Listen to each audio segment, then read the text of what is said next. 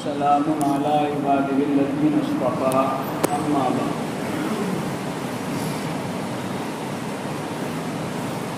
بزرگوں، دوستوں،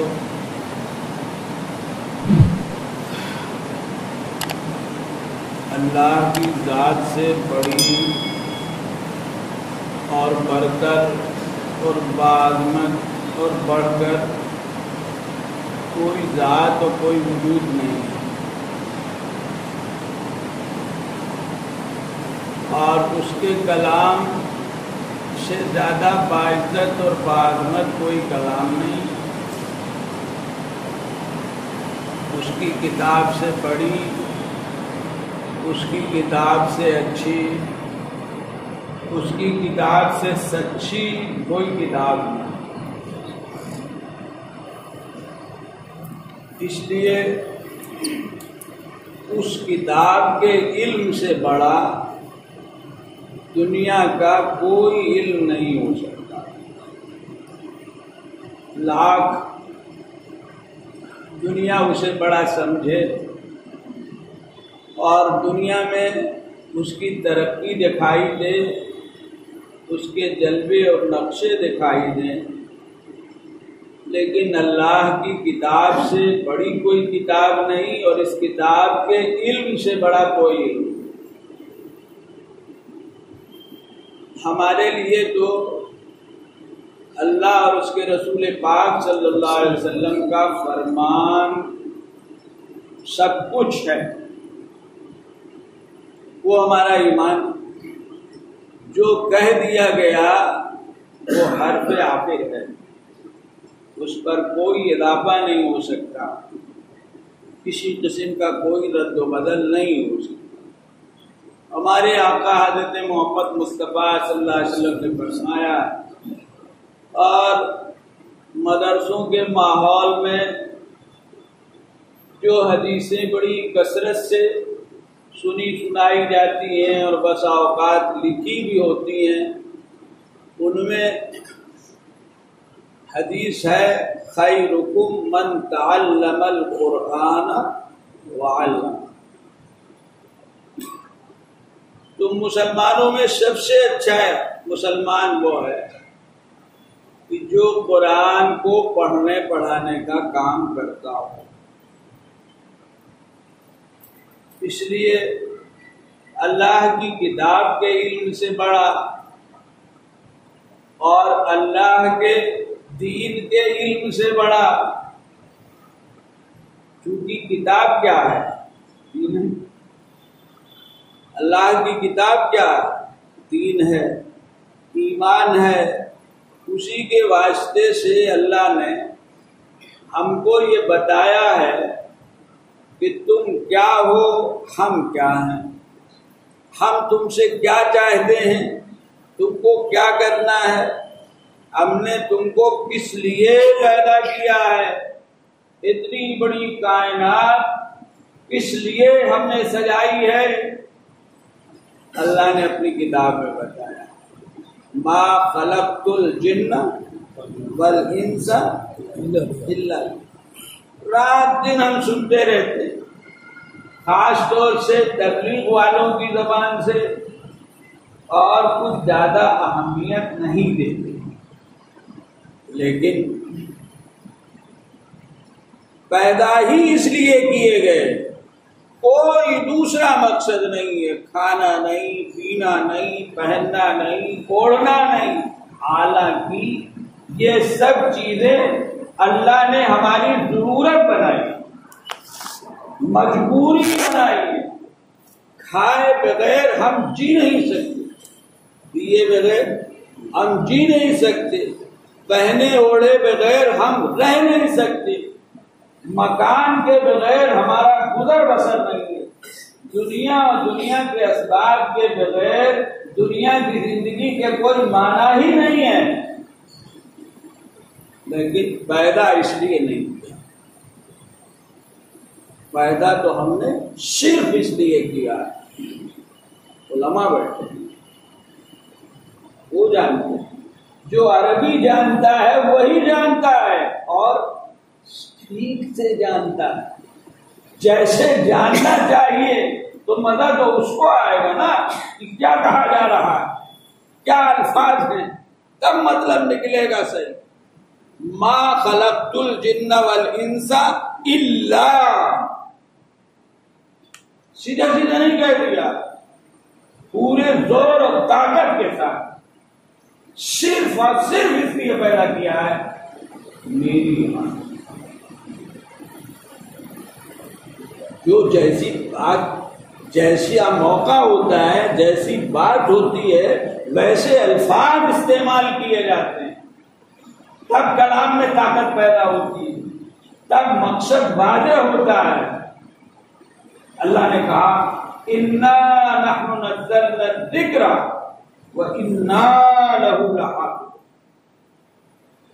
چاہے جیسے پڑھ کے چلے جائیں، ہم نے ہی نازل کیا ہے قرآن، انا نحن، ہم نے ہی، مولانا آدم اور نثار صاحب کے شاگرد، انا نحن نزلنا الذکر، ہم نے ہی نازل کیا ہے، وَإِنَّا لَهُ لَحَافِظُونَ، اور ہم ہی حفاظت کرنے والے ہیں۔ اب کتنے رضوی سضوی ملالے دھماکے پیدا ہو جائیں، پیدا ہو رہے ہیں اور پیدا ہوتے رہیں گے، اس لیے کہ شیطان آخری دم تک، ایسا تھوڑی، آخری دم تک شیطان ہے اور آخری دم تک نفس ہے، تو تمام پیدا ہوں گے قرآن بنانے والے اور قرآن کو بگاڑنے والے، لیکن قرآن ہی رہے گا، کچھ نہیں بگڑے گا، ایک حرف کہیں نہیں جائے گا، اس لیے کہ رحمان کا کلام ہے اور اس نے کہا ہے کہ ہمارا ہی کلام ہے، ہم ہی عبادت کریں، لاکھ دنیا کریں، ہم نے اپنی عبادت کے لیے پیدا کیا، اللہ نے اپنی کتاب میں اس کو بتایا، عبادت کا طریقہ کیا ہوگا اپنی کتاب میں اس کو بتایا ہے، تو اس کی کتاب تو دین ہے نا بھائی، اہل دین اور ایمان ہے، وہ کتاب اس لیے نہیں اتاری گئی ہے ایسے ہی پڑھ لو، عربی جانتے ہو تو عربی کا مزہ لے لو، واہ کیا عبارت ہے، واہ کیا جملہ ہے، وہ بھی ہے، واہ کیا قصہ ہے، کیا کہانی۔ قرآن اس لیے نازل کیا گیا ہے کہ قرآن کو پڑھو، اس کے معنی مطلب کو سمجھو اور اس بات کو نکالو قرآن سے کہ قرآن کس لیے دیا گیا، سر میں رکھو، الماری میں رکھو، داغ میں رکھو، ٹھیک ہے سب اپنی جگہ پر، لیکن قرآن کے نزول کا مقصد اس سے پورا نہیں ہوتا، قرآن کے نزول کا مقصد تو اس سے پورا ہوتا ہے کہ قرآن پڑھو، قرآن سمجھو، قرآن کو اپنی زندگی میں اپناؤ، قرآن نازل کیا گیا ہے اپنی زندگی میں اپنانے اور اتارنے کے لیے، اور اس درجے میں کہ قرآن والا اپنی زندگی میں قرآن دکھائے، انکا لعلی، حضور صلی اللہ علیہ وسلم کے لیے حضرت عائشہ نے فرمایا حضور صلی اللہ علیہ وسلم کے اخلاق، قرآن پڑھو، اور کہنے والوں نے کہا یہ راز کسی کو نہیں معلوم کہ مومن قاری نظر آتا ہے، حقیقت میں ہے قرآن، زبان سے تلاوت کر رہا ہے لیکن اپنی زندگی میں کیا ہے، چلتا پھرتا مطابق قرآن۔ بزرگوں دوستوں، یہ علم کیا ہے، قرآن کا ہے، دین کا علم، اس سے بڑا کوئی علم نہیں ہے، اس علم کے پڑھنے پڑھانے والوں سے زیادہ فضیلت والا کوئی نہیں ہے، پیسہ جتنا لوگ پاتے ہو، پیسہ چاہے جتنا، لیکن اجر و ثواب قرآن پڑھنے والے کا ہے۔ جتنی بڑی تنخواہ پاتے ہو، اجر و ثواب قرآن پڑھانے والے کا ہم سمجھ نہیں رہے،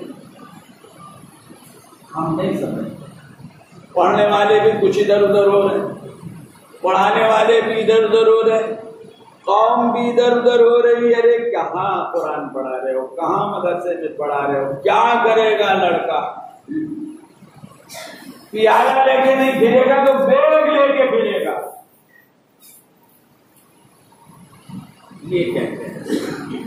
لیکن بزرگوں، اس لیے یہ مدرسے جو ہیں بزرگوں دوستوں، یہ مکتب جو ہیں ہمارے، یہ ہماری بہت بڑی ضرورت، بہت بڑی نعمت، بہت بڑی فضیلت، جو اس میں جس لائن سے لگا ہے، لائنیں ہیں نا بھائی، ہر کام میں لائنیں ہوتی ہیں، شعبے ہوتے ہیں، حصے ہوتے ہیں۔ ایک عمارت کئی لوگوں سے بنتی ہے، کئی طرح کے کاریگروں سے بنتی ہے۔ پڑھائی کا کام بھی کئی مرحلوں میں ہوتا ہے۔ عمارت عالی شان بنتی ہے، زمین سے بنیاد اٹھتی ہے، دیوار ہوتی ہے، چھت ہوتی ہے، سیڑھی ہوتی ہے، سب کا استعمال کرتا ہے۔ یہ مدرسے جو پڑھایا جاتا ہے یہ اپنی انتہائی اہمیت رکھتا ہے، چاہے قاعدہ پڑھایا جائے، نورانی، بغدادی اور جتنے قاعدے ہوں، اور چاہے اس کے آگے ناظرہ، اور پھر چلتے چلے جائیے حتیٰ کہ بخاری تک یا اور آگے سب ایک ہی سلسلے کی کڑیاں ہیں جو ہماری علمی ضرورت ہے۔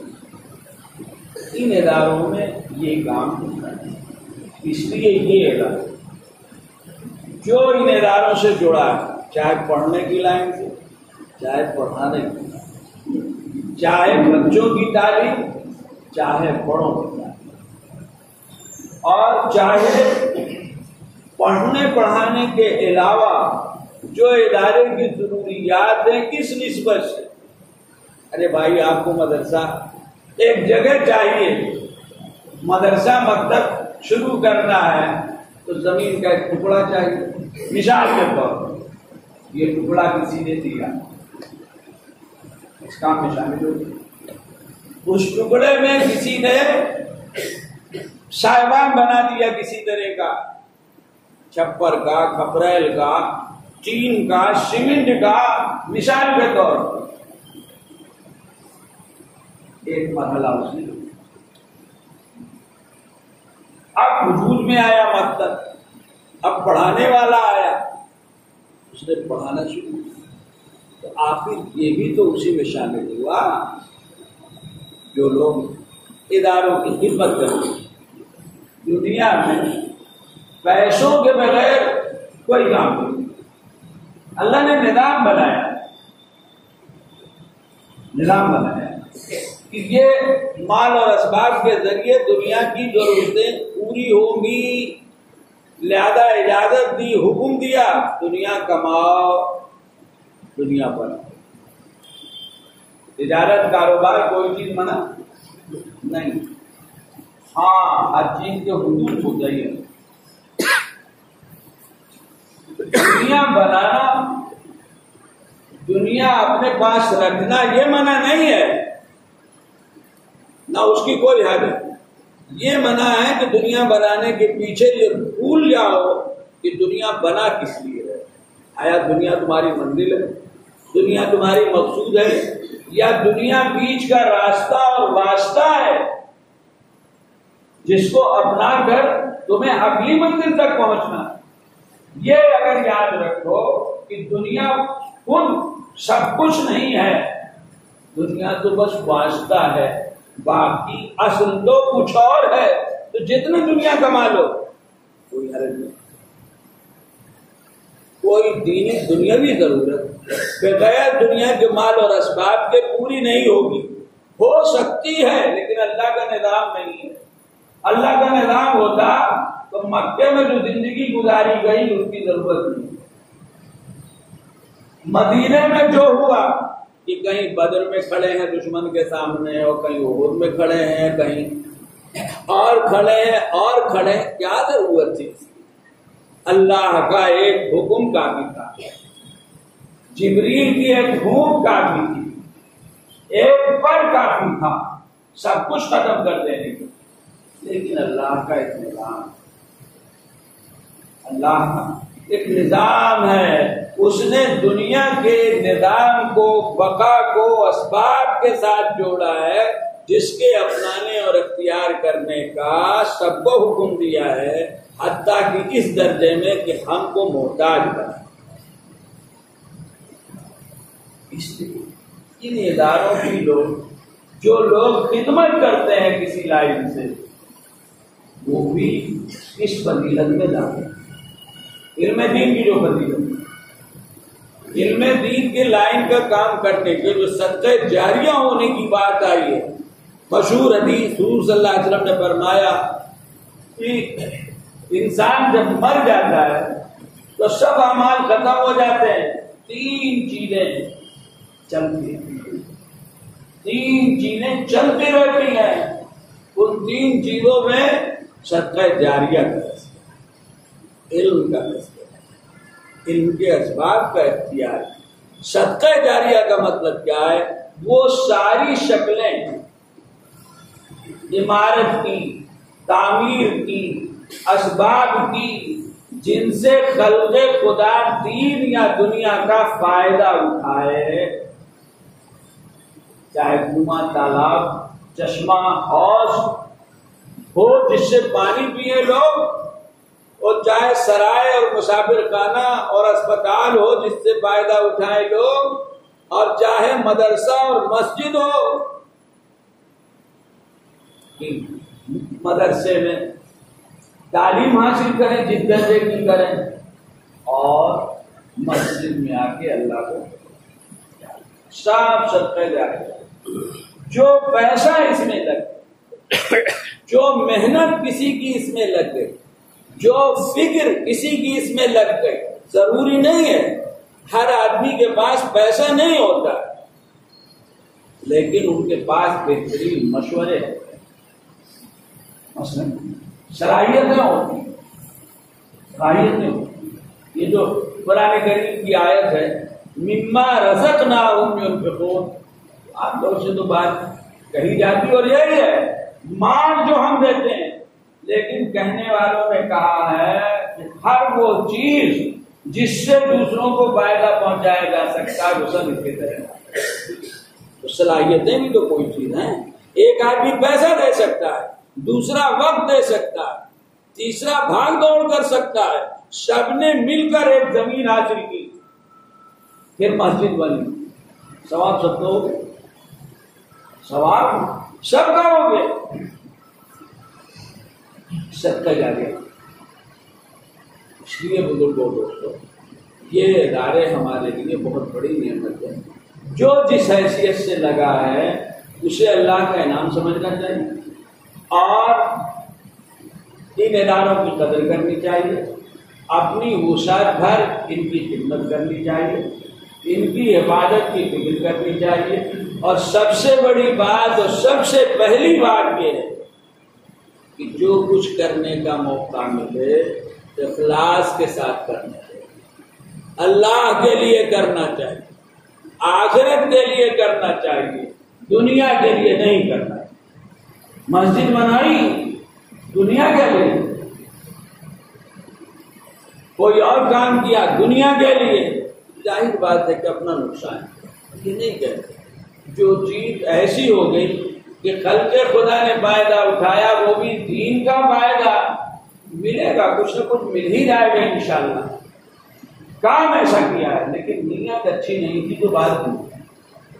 نیت اچھی، اللہ کے لیے کر رہے، اس کو خوش کرنے کے لیے راضی کرنے. تو یہ سب چیزیں جو ہیں بہت بڑا صدقہ جاریہ ہیں. یہ ادارے ہمارے دسیوں سال سے بہت سے قائم ہیں. یہ ہمارے لیے اپنی اپنی جگہوں پر بڑی نعمت ہے. ان کی قدر کریں. جو لوگ جڑے ہوں جو لوگ جڑے ہوں انہیں بجائے نقد و تبصرے کے اس کی فکر و کوشش کرنی چاہیے کہ کچھ ہمارا بھی لگ جائے، کچھ ہمارا بھی ہو جائے۔ جو لگے گا وہ ضائع نہیں جائے گا انشاءاللہ، کہاں لگ رہا، لیکن خالی تبصروں میں رہ گئے خدا نہ خواستہ تو کچھ نہیں۔ کچھ لوگ ایسے بھی ہوتے ہیں، صرف تبصرے، صرف کمیاں، خود کرتے بھی نہیں اور دوسروں کو کرنے بھی نہیں دیتے۔ ایسے لوگ ہر زمانے میں ہوتے ہیں، کیا کرتے ہر زمانے، حضور صلی اللہ علیہ وسلم کے زمانے میں مدینے میں جماعت تھی جو خود کرنا نہیں چاہتی تھی اور موقع پڑتا تھا تو کرنے والوں پر تبصرے کرتی تھی۔ غزوہ تبوک میں جب چندہ ہو رہا، حضور صلی اللہ علیہ وسلم نے صحابہ سے چندہ کیا۔ آج کل بڑی پوری نگاہ سے لوگ چندے لوگ چندہ کس چیز کو؟ چندہ کسی اجتماعی کام کے لیے تعاون کو کہتے ہیں۔ غزوہ تبوک کے لیے عمومی چندہ ہوا ہے، ہر ایک نے اپنی وسعت کے مطابق چندہ کیا۔ حضرت عثمان کے پاس بہت تھا، بڑھ چڑھ کر دیا جو کسی نے نہیں دیا۔ 300 اونٹ دیے حضرت عثمان نے، پورے ساز و سامان دیا، اتنا بڑا کسی نے نہیں دیا۔ لیکن بہت سے لوگ تھے جن بیچاروں کے پاس کھانے کو نہیں اور ایک بے چینی، ہمارا بھی کچھ لکھ جائے، ہمارا بھی کچھ لکھ جائے تو اپنا کچھ مزدوری کر کے مٹھی دو مٹھی جو کھجور ملی وہی لا کے دیتے۔ صحابہ ایسا ہی تھے، خود بھوکے ہیں، فاقے سے ہیں، ضرورت ہے، لیکن چل دیکھا جائے گا۔ لیکن موقع آیا کسی دینی کام میں تعاون کا، شرکت کا، تو کچھ ہے نہیں گھر میں، سمجھ میں نہیں آیا تو ان کا چلو مزدوری کر لیتے ہیں، مٹھی دو مٹھی کھجور مل جائے گی، وہی حضور صلی اللہ علیہ وسلم کی خدمت میں پیش کرنا۔ اب کوئی مٹھی دو مٹھی کھجور لا رہا ہے اور کوئی اپنے حساب سے لا رہا ہے، تو وہ جو ایک قوم مدینے میں تھی، قرآن میں بھی بہت جگہوں پہ تذکرہ ہے، وہ سب سے آگے بیٹھے ہیں حضور صلی اللہ علیہ وسلم سے۔ معلوم ہوتا ہے کہ بہت بڑے مخلص ہیں، بڑے ہوشیار ہوتے ہیں ایسے لوگ۔ یہ جو کام روکنے والے ہوتے ہیں نا، یہ بڑے ہوشیار ہوتے ہیں، بڑے مخلص بن کے آگے بیٹھتے ہیں، بالکل آگے بیٹھتے ہیں، آگے بیٹھتے ہیں۔ جو لوگ ایک مٹھی دو مٹھی لا رہے ہیں، ان کو دے، کیا ضرورت؟ ایک مٹھی سے کیا ہوگا؟ آپس میں کہہ رہے ہیں، قرآن کہہ رہا ہے آپس میں کہہ رہے ہیں۔ ہماری زبان میں آپ کہیں اونٹ کے منہ میں زیرہ، ایک چیز اونٹ ہوتی ہے، ایک چیز زیرہ ہوتی ہے۔ اونٹ کے منہ میں زیرہ کیا ہوگا؟ آپ بتائیں، کہاں اونٹ کا منہ، کہاں زیرہ؟ جو زیادہ لایا، تھکا جا رہا ہے اٹھائے اٹھائے، تو اس کو کہہ رہے ہیں ریاکار ہے۔ جو زیادہ لایا وہ ریاکار، جو کم لایا ان کو دیکھو، اس سے کیا ہوگا؟ اس طرح کی باتیں کرنے والے ہر زمانے میں ہوتے ہیں، یاد رکھیے، ہر جگہ ہوتے ہیں۔ کام کرنے والوں کو کبھی ایسے لوگوں کی باتوں سے متاثر نہیں ہونا چاہیے، اور وہی لوگ متاثر نہیں ہوتے جو کام اللہ کے لیے کرنا چاہتے ہیں۔ جو لوگ دنیا کے لیے کرتے ہیں وہ متاثر ہوتے ہیں، اللہ کے لیے کر رہے ہو تو کیا متاثر ہونا بھائی؟ لینا اس سے ہے، دینا اس کو ہے، وہ ہمارا حال جانتا ہے۔ جو گنجائش ہے، وسعت ہے، ہم کر رہے ہیں، ان کے چکر میں پڑو گے تو یہ خود برباد ہے، تم کو بھی برباد ہے۔ ایسے لوگ ہر زمانے میں ہوں گے، یاد رکھنا، ہر گاؤں بستی میں ملیں گے، ہر کام میں ملیں گے ایسے لوگ، لیکن ایسے لوگوں کی پرواہ نہیں ہے۔ کام ہے، دین کا کام ہے، ضرورت کا کام ہے، اللہ نے جو آپ کو دیا ہو آپ دیجیے، اور اللہ کے ہاں اپنا نام لکھائیے۔ یہاں نام لکھے نہ لکھے، یہاں ثواب لوگ جانے نہ جانے، کیا ضرورت ہے؟ ہم نے مسجد میں یا کہیں بھی کسی ایسی جگہ دیا تو کیا ضرورت ہے ان سب کی؟ کوئی۔ اللہ کے بندے ایسے ہی ہوتے ہیں جو ان چیزوں کو پسند نہیں کرتے۔ پوچھتا ہے آدمی اپنا نام اور پتہ بتا دیجیے، تو آدمی کہتا ہے جس نے مجھے تمہارے پاس بھیجا ہے وہ میرا نام اور پتہ جانتا ہے، جس نے مجھے تمہاری مدد کے لیے بھیجا ہے میرا نام و پتہ جانتا ہے، تمہیں میرا نام و پتہ جاننے کی کیا ضرورت ہے؟ تو اس لیے بزرگوں دوستوں، یہ ادارے جو ذرا قدیم ہیں، یہ جن بستیوں میں ہیں ان بستیوں کے بزرگوں کی امانت، یہ یاد رکھنے کی بات۔ ہمارے بزرگ علماء عوام جن کی محنتوں سے ادارے میں ادارہ وجود میں آیا، وہ ایک امانت ہمارے لیے چھوڑ گئے، اس کی حفاظت، اس کی خدمت ہمارے دل میں چھوڑ دیں۔ اگر اس ادارے کے حق میں جو ہمارے لیے ممکن ہے وہ نہیں کرتے، لاپرواہی برتتے ہیں، تو کل کو جواب دیں۔ اس حیثیت سے ہمیں ان اداروں میں لگنا چاہیے اور فکر کرنا۔ اور امر ڈوبھا جیسی بستیاں جہاں کئی قسم کے لوگ پائے جاتے ہیں، یاد رکھیے ایسی جگہوں میں مناظرہ، بحث، جواب یہ سب نہیں کیا جاتا، ٹھوس مضبوط کام کیے جاتے۔ یہ شیطانی چکر ہیں، بحث، مناظرہ، جواب اس لیے ہے تاکہ کام رک جائے، شیطان ماحول بنا، ہوتا ہوا کام رک جائے، لوگ ادھر لگ جائیں، بڑے بڑے قصے پیش آتے ہیں، کوئی بڑا کام کرنا ہو ادھر آگ لگائی جاتی ہے، کباڑ لگائی جاتی ہے، سارا گاؤں دوڑا چلا جاتا ہے، اور ادھر ڈاکو صاف کرتے ہیں۔ شیطان کے ہر منڈے ان سب چکروں میں پڑے گئے، ٹھوس و مضبوط کام۔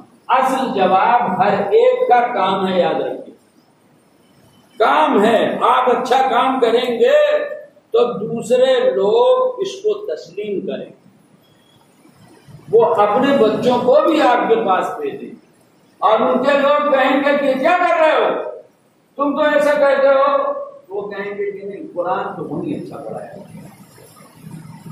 پڑھائی تو وہی اچھی ہوگی، اس لیے ہم اپنے بچے کو بھیجیں گے تو وہی۔ یہ بات الگ ہے کہ وہ ہم نہیں، وہ کچھ اور ہیں، ہم کو معلوم ہے کہ کچھ اور ہے، لیکن قرآن اچھا پڑھاتے ہم بچے بھی پڑھیں، حفظ بہت اچھا ہوتا ہے، تعلیم بہت اچھی ہوتی ہے، تربیت بہت اچھی ہوتی ہے۔ اس کو یاد رکھنا چاہیے ہمیں، مدرسے کے حضرات کو بھی اور دوسرے کو۔ یہ چیز اگر ہمارے پاس رہے تو ہمارا ادارہ بستی میں نمایاں ہو، دوسری فکر و خیال کے لوگوں، اور ہم اپنے لوگوں کو ان کے اثرات سے بچا بھی سکیں۔ اور اگر یہ نہیں ہوگا تو ان کے یہاں جو بہت سی شو بازیاں ہیں، وہ اس سے لوگوں کو کھینچ لیں گے، اور یہ بہت بڑا نقصان ہوگا۔ یہ نہیں، اللہ تبارک تعالیٰ ان نعمتوں کی ہم سب کو قدر کرنے کی توفیق عطا فرمائے، اور اپنے بزرگوں کا جو یہ صدقہ جاریہ ہے اس کی حفاظت کرنے کی، اس کو مضبوط کرنے کی توفیق عطا فرمائے۔ سب کو فکر کرنی چاہیے، بہت سی چھوٹی بڑی ضرورتیں ہو سکتی ہیں، لوگ اپنے اپنے طور پر کر سکتے ہیں، کرنا چاہیے، ادارے کو بڑھانا چاہیے، تعلیمی تربیتی اعتبار سے سب سے پہلے مضبوط کرنا چاہیے، اور ساتھ ہی ساتھ عمارتی ضرورتیں جو ہوں وہ بھی پوری کرنی چاہیے۔ اللہ تبارک تعالیٰ ہم سب کو ویڈیو کے نیچے سبسکرائب کے بٹن پہ کلک کریں، بیل کے آئیکن پہ کلک کیجئے تاکہ ہر نئی ویڈیو کی نوٹیفکیشن